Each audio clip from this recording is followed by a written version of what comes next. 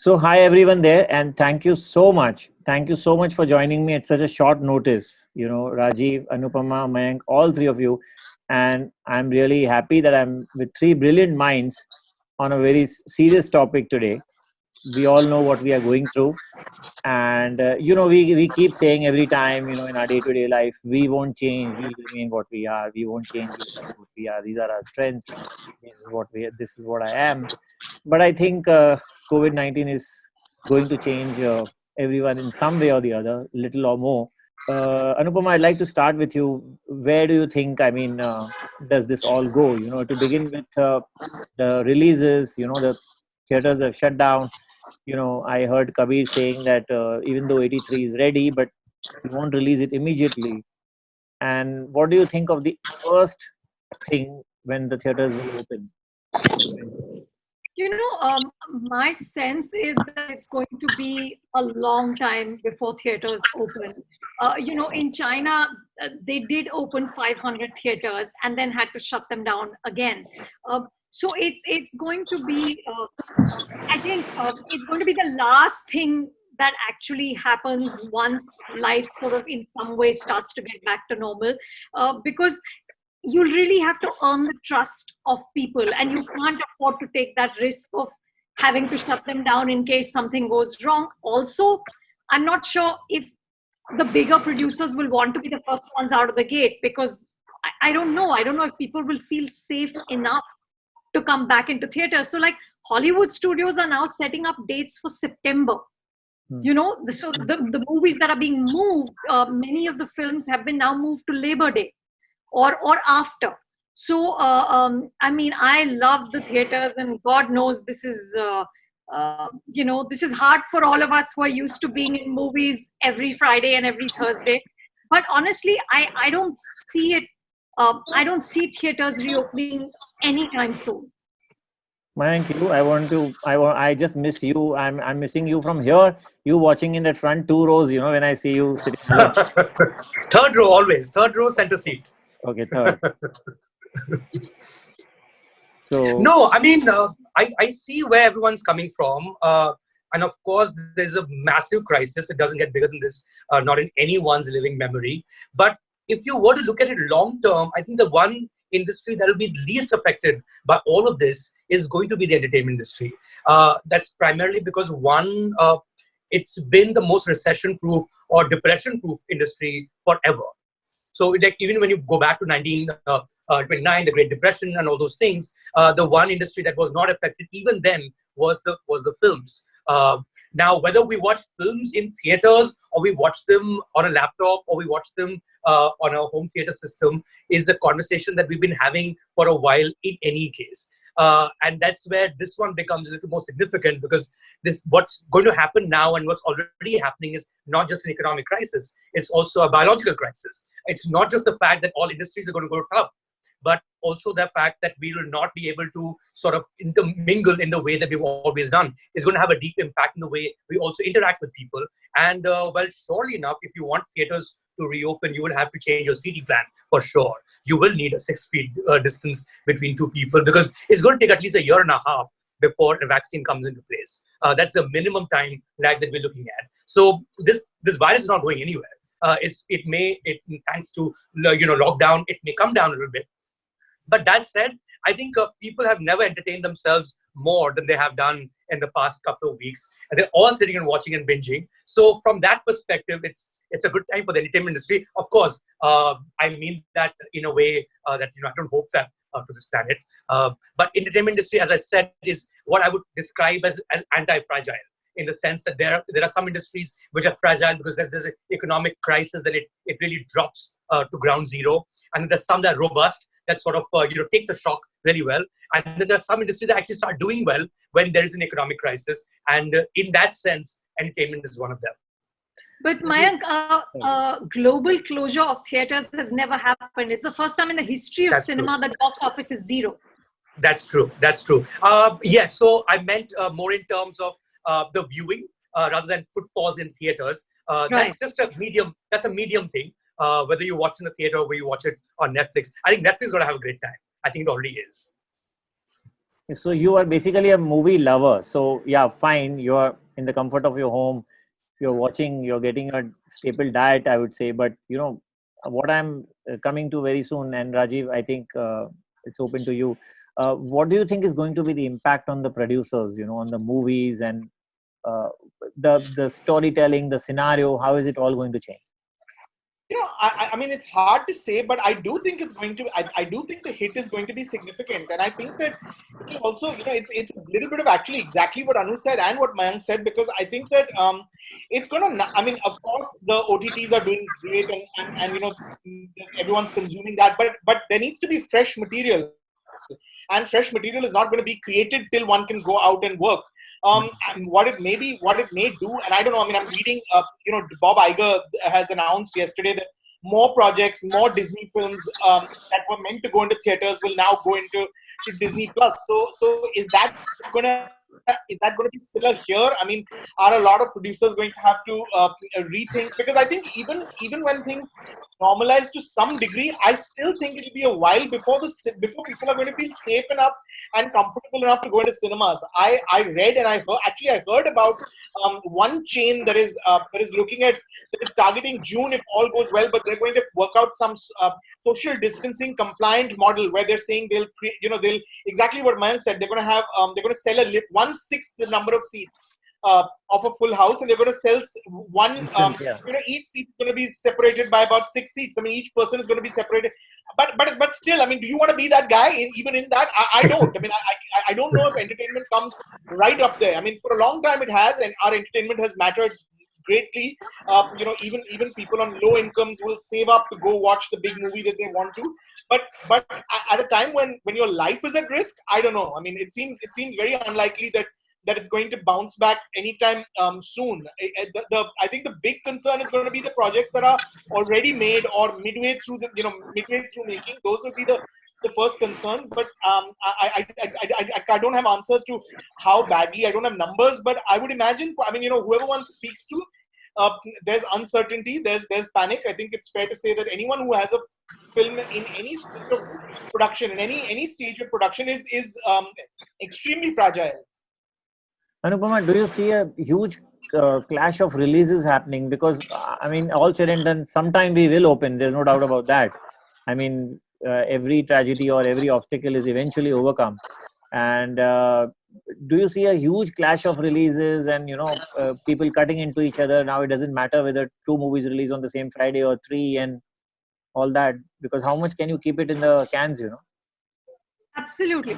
I think that once we have a normalized situation with whether it's a social distancing, 1/6 of a theater, or whatever we figure out as the solution to this, and producers and viewers are confident enough to be back in theaters, there will have to be a clash. I mean, there was a clash anyway. When we had every weekend in the year, there used to be fights and clashes. And, I spoke to Kamal Gyanchandani at PVR, and he said, we're all in this together, and we will amicably kind of come together and sort of figure out the best strategy forward. My concern is the mid-level and the smaller budget films. What happens to those guys? I mean, do they even get a window? It's vulnerable, right? They're always, and this situation I feel like is going to be worse on them. I mean, still the smaller mid-budget films which are produced by the studios, the big producers. If there's a Dharma, if there's a Dino, Vijayan. I mean, maybe their projects, because they have leverage room, because they have some big, some smaller. But you're right. I mean, the mid-budget, small-budget guys are going to be the worst affected, as always. Yeah. Mayank, publicity के लिए भी I think they will have to cut down. I mean, the amount of P&A which is done in small films, especially, of course, in big films too. So that pushes them further back. Do you think? Do you agree, or will the story eventually be the content and? No, I mean, there's going to be cost cutting across. That's what economic crisis anyway is. But of all the media that we have, let's say newspaper is media, or a website is it's also media. Television channels also media. Thankfully, films and also OTT platforms thereafter, films which were theatrical ones, and then and if you look at OTT, is actually funded directly by the public. So it doesn't get as affected as from a P&A point of view or a publicity or advertising point of view as other media that derive all their sustenance from advertising per se. And I feel worse for a television channel, or feel worse for the hoarding industry, or feel worse for even newspapers for that matter, or websites as well, which completely depend on advertising as a revenue model. And the first thing that gets hit whenever there is a crisis of this nature from an economic point of view, as people stop spending on advertising, period. Yeah. So I'm looking from that perspective. But of course, if you look at it purely from P&A of a movie, hell yeah, I mean, there has to be cost cutting across the board. When you don't have those kind of numbers from theaters, even if you change the seating pattern in a theater, it also means fewer people in theaters regardless, right? And a lot more to compete against. So at one end, you need to spend a little more for the eyeballs, as it were. But at the same time, you don't have the money to be able to or the legs to walk on.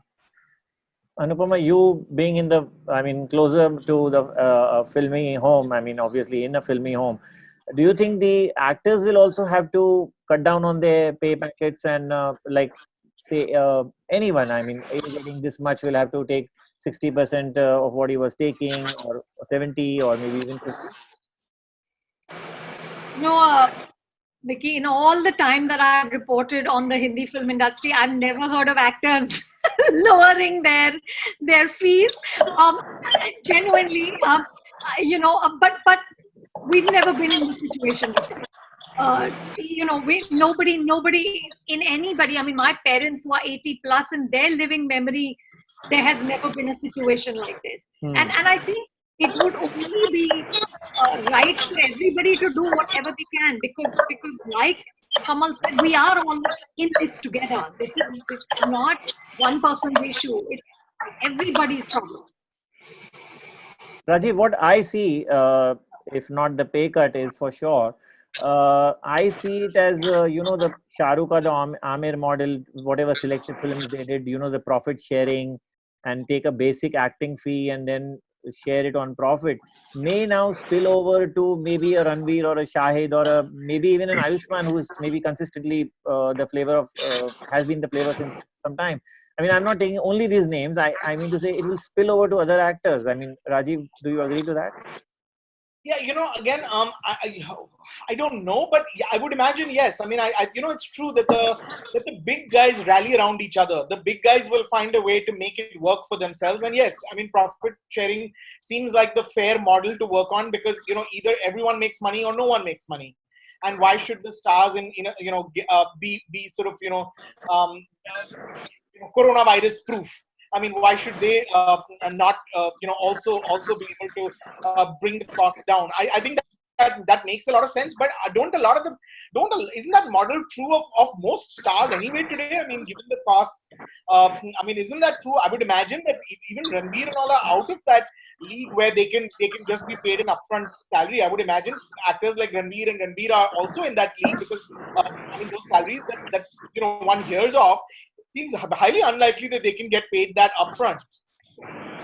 You think it will extend to heroines? I think they always, of course, they have the disparities there, and their acting fee is far lesser.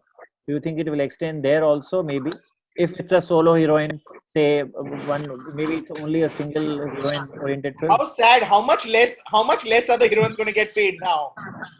If it is them as well. That's true.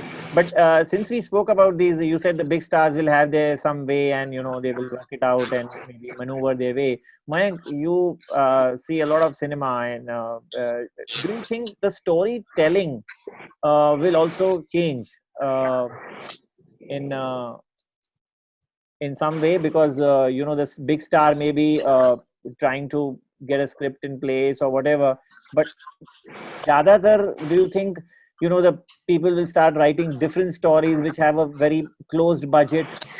One is, of course, how much you get paid is purely a function of the economics of the system, as it were. And if there is not going to be that much returns, then you're not going to get paid that much in any case, regardless, no matter who you are and how long you've been around for. Somebody has to sort of recover those kind of costs in order to afford you whatever salaries that you're looking for. But I think the bigger point here, Vicky, is storytelling in a time of Corona, I wonder what kind of stories you want to watch and what kind of stories do you want to write. Look at the world we're in. I mean, what is it that's going to inspire you to write what kind of a musical or what kind of a poetic justice kind of story? I mean, it's a pretty confusing time for someone who has to think of a story to write. Is there even a point of writing a story right now?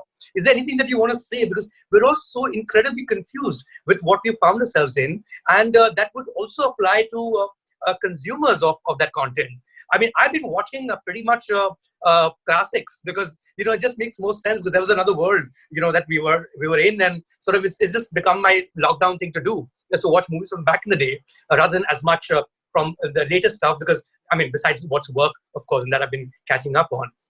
But from a content creation point of view, from an inspiration point of view, from a muse point of view, from a writerly point of view, what is it that you're going to sit and think is the most important thing to say right now about what relationships and about the past, about politics? I mean, everything has to be redefined and recalibrated. I think it's a tough time to be a writer at this point, because how do you express in the world we live in currently? Rajeev, you agree with him? I do. I think we're going to come out changed from this experience. I mean, that's the question is, do we still want that same kind of entertainment? I mean, I don't think we have these answers, but I do think that there are questions. I mean, also we don't know. I mean, if this changes tomorrow or next month, it might be very different from if things take 8 more months. Maybe that's not the entertainment we want. Maybe Coolie #1 remake is not what I want to go to the cinema for. Or maybe it is. I mean, who knows? Maybe that's exactly what I want. Exactly. Maybe you just want to escape, Rajeev. Yeah, you're right. I mean, so I think he's right. I mean, the question is really going to be the films that are ready, the films that are all going to roll out after this.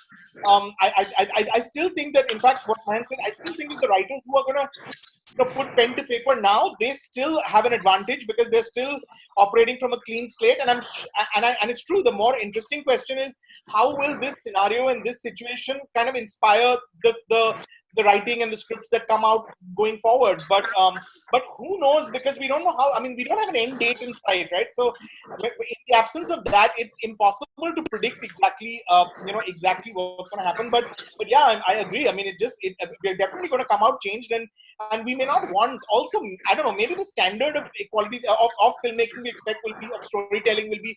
I mean, we're consuming some really good stuff on even the most simplistic shows. Look at a show like Panchayat. It's so simple and yet it's so good and it's so lovely. And we don't make films like that. We make about rural India. We make films set in the heartland, but not we make high concept films, and we make films that are about something. And yet this is such a lovely show about nothing. And so I don't know. I mean, there are no answers. There's just lots of questions. Yeah. So basically what these two are saying is, that they don't know what the crowd will want in such a situation. I mean, post this scenario also.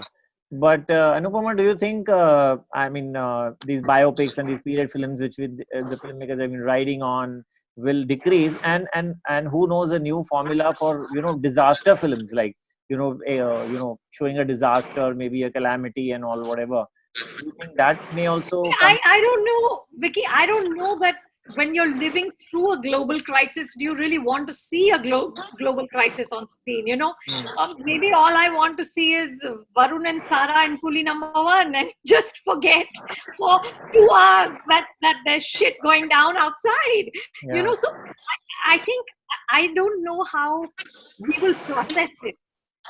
We just have no way to understand what will happen. I think, Rajeev, what you were saying to the films that are already finished, but will now release post this kind of global kind of undergoing of something that is so massive.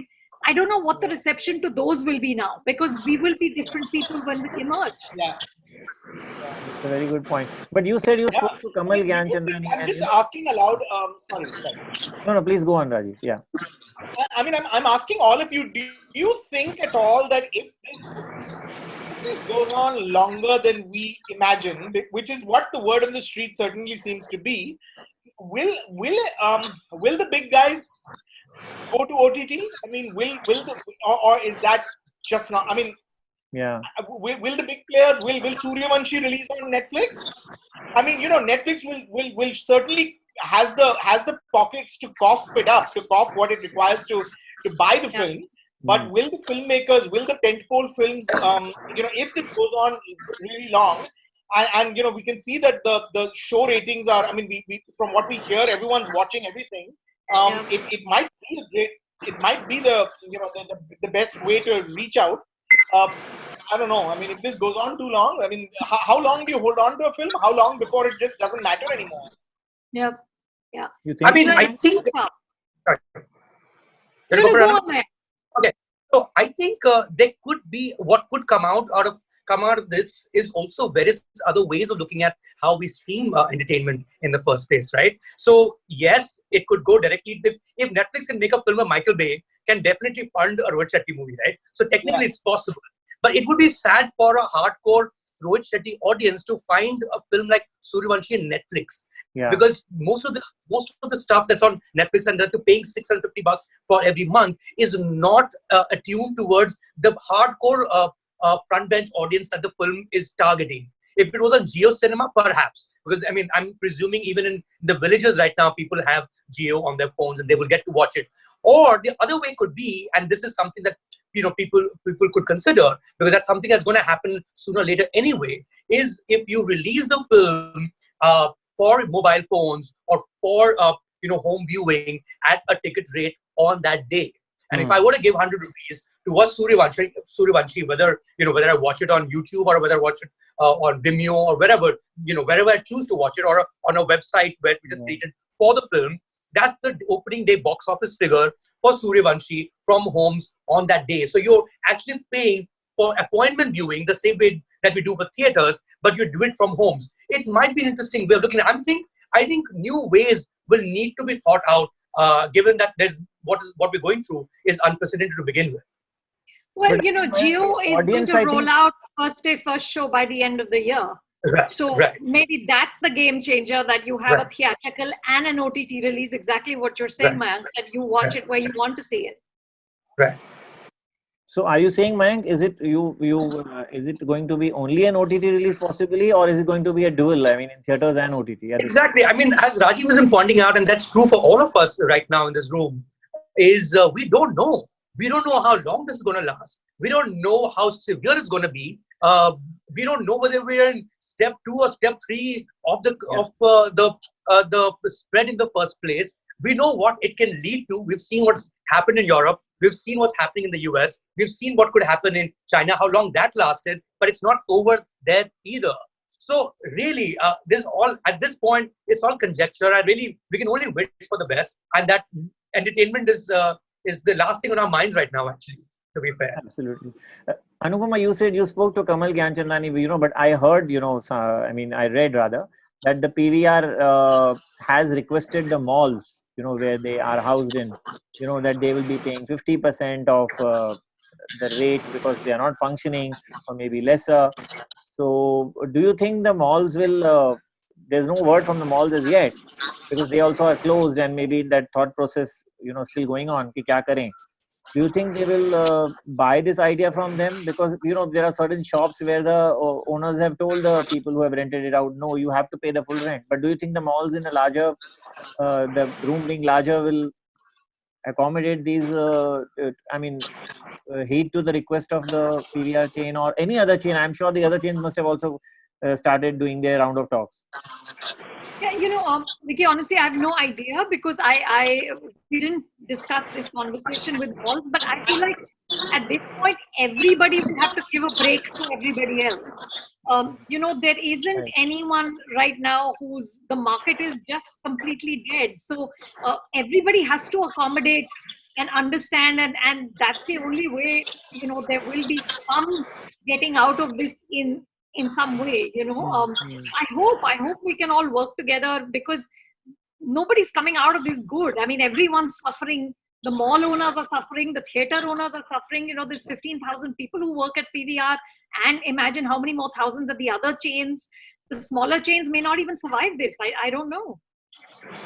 So Rajeev, I was talking to one of the theater owners, and he said, what I'm going to do, whether you guys like it or not, the moment everything opens or whatever, whenever, May, June, July, I will raise the price of the ticket because I'm sure the footfalls are going to be lesser, this that, and I have nothing to lose. I've already lost so much, etc., etc., and I see dark days ahead. I'm going to raise the price.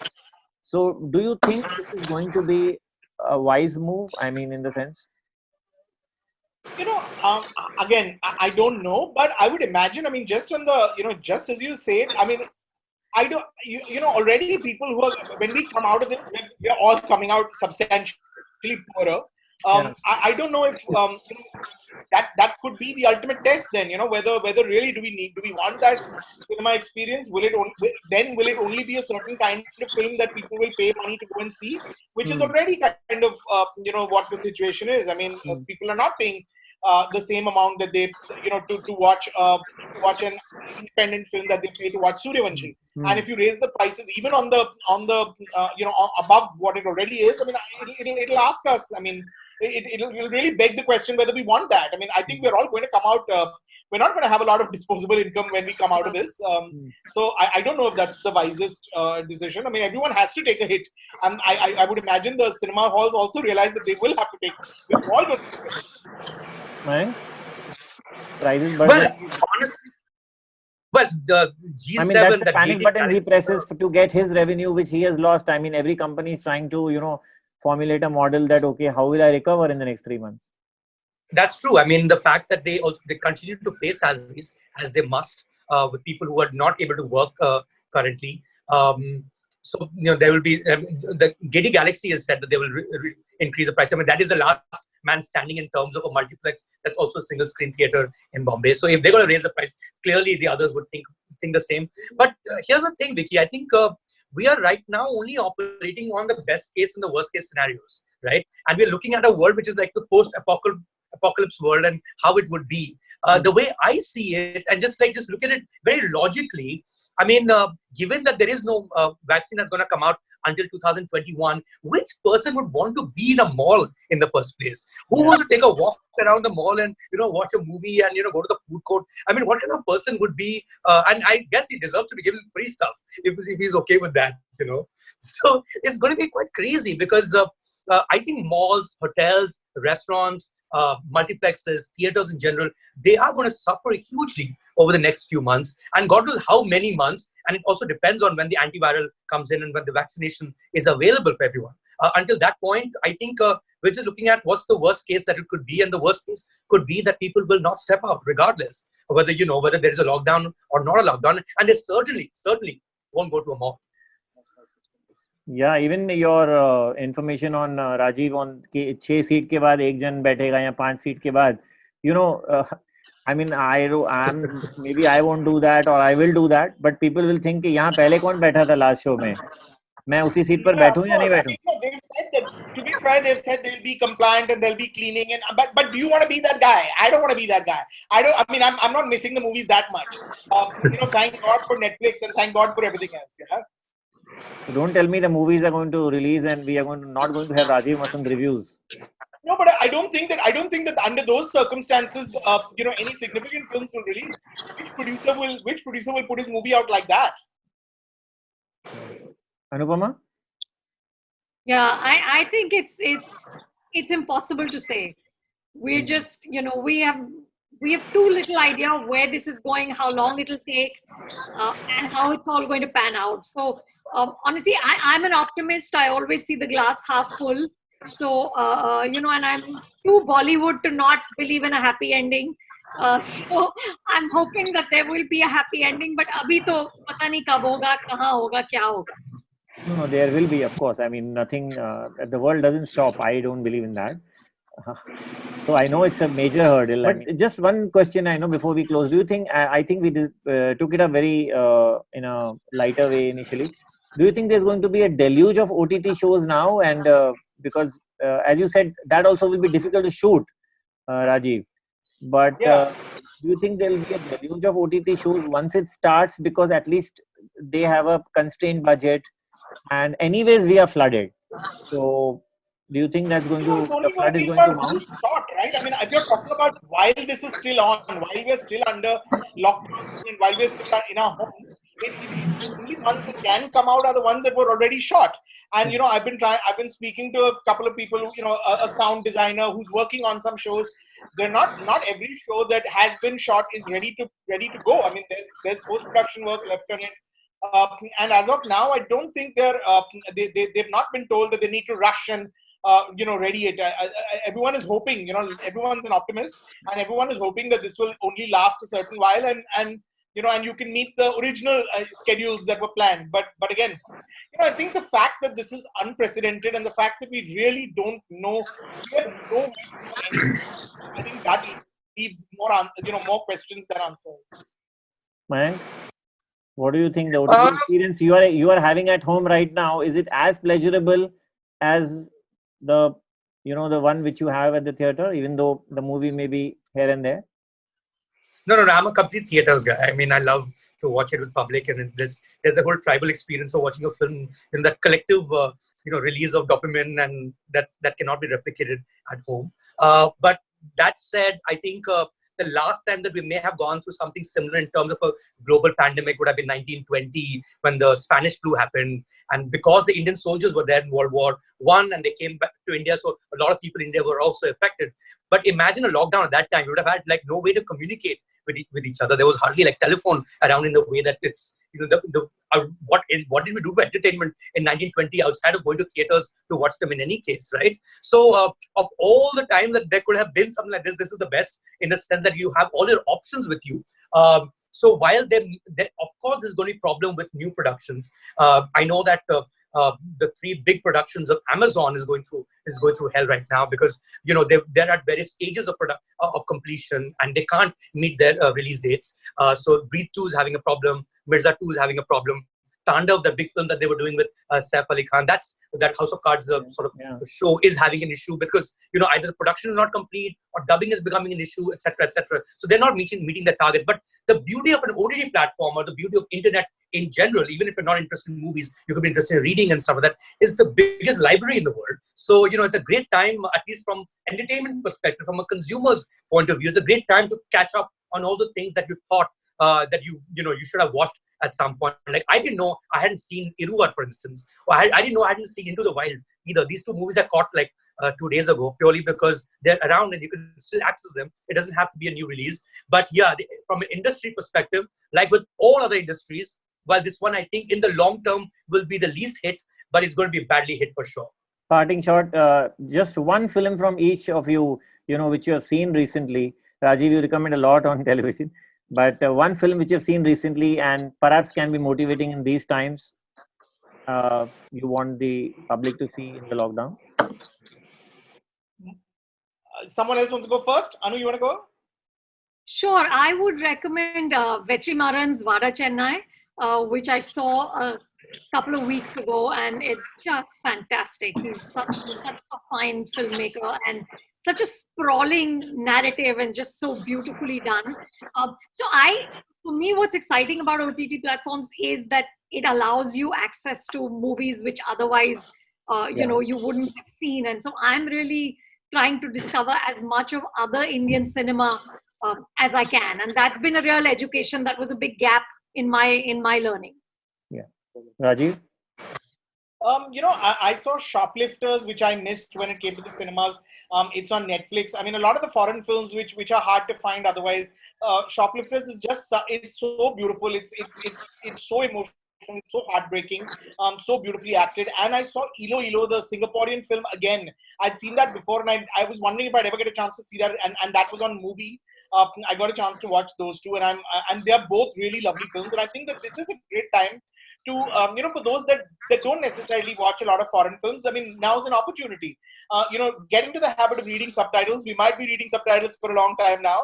For a while. So it's a great time, I think, to discover foreign films. These are the two that I watched recently, which I'd seen Ilo Ilo before, but I watched it again and I was able to sort of savor it again. And Shoplifters. Well, I agree with both the choices, actually. I thought Vada Chennai was like the best film I saw in 2018, if I'm not mistaken. And Shoplifters is fabulous. I think a similar film in terms of genre-wise is a movie called Capernaum that recently dropped on Amazon, which is fabulous as well. But to give one reco, I think I'll go with Virus.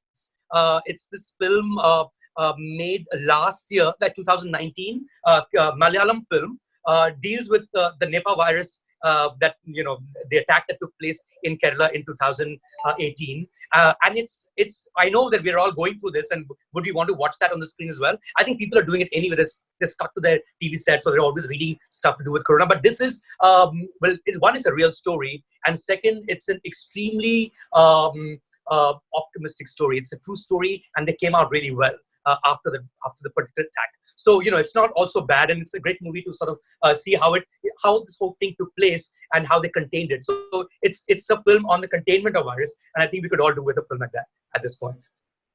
Thank you so much, all three of you. If I had been there, and not in times of social distancing, I would have hugged you all for this participation. But no more hugging anybody. No more hugging now. Namaste from me here. And thank you so much for being on the show. Thank you so much. Thank you. Rajeev, Thank you, Vicky. Thank you so much for having us. Wonderful talking to you. And SpotboyE is thanking you for that.